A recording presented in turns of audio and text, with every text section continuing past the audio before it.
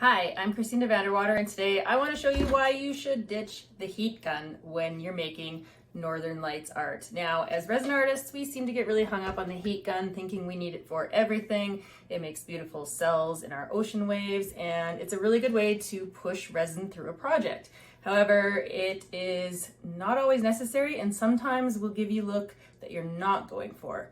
I personally only use it if I'm doing oceans or space. Other than that, I never touch the heat gun. I don't even use it for bubbles because for me it causes too much lint. So I want to show you today why you should ditch the heat gun if you're trying to get a more realistic Northern Lights look. For this demonstration, we're going to keep it simple. I'm going with just a plain black background and two colors for the Northern Lights. We're just going to put a clear resin layer on top of the black. And then I will show you the different techniques between heat gun versus swiping for a Northern Lights look. Okay, we have the top clear coat on here. I apologize for all the reflection. It's impossible to film or take photographs of black clear resin. It just reflects all the light. We'll do the best that we can here. I am going to do the two examples side by side. So on this side, we're going to do the lights coming up this way, and we're going to use the heat gun. And then on this side, we are going to have them come up the same direction, but we're going to swipe instead so that you can see them side by side. Same resin, so there's no changes there. I picked green and blue because these colors are fluorescent and they glow. Not that it matters for a sample piece, but I just want to keep it pretty too. Just keep it simple. Green up one side,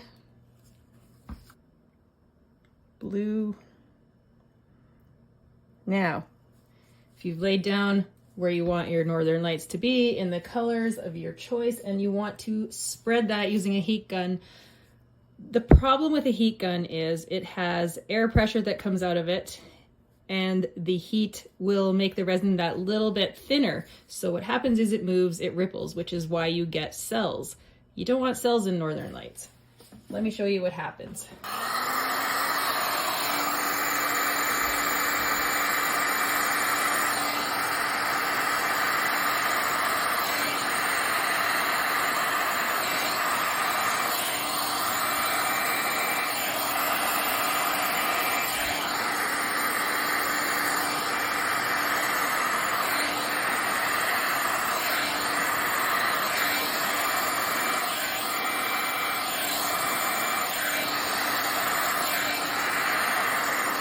Is it pretty? Yes. But if we zoom in here, you can see that the cells are already starting to form in the pigment.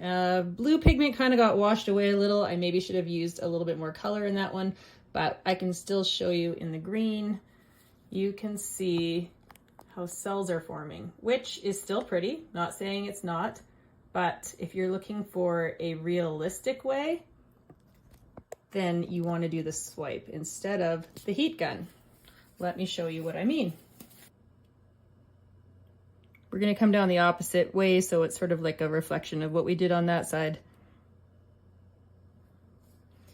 And my guess is without the heat gun, the blue is also going to show up a little bit better.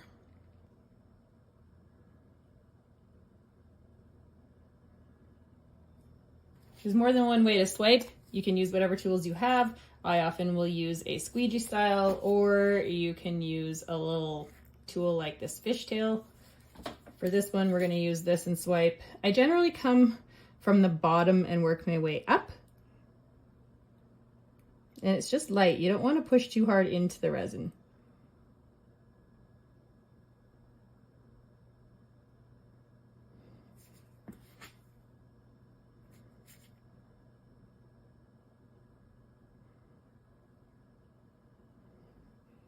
Gonna take a little torch to this just to get rid of some bubbles. It'll lessen the reflection.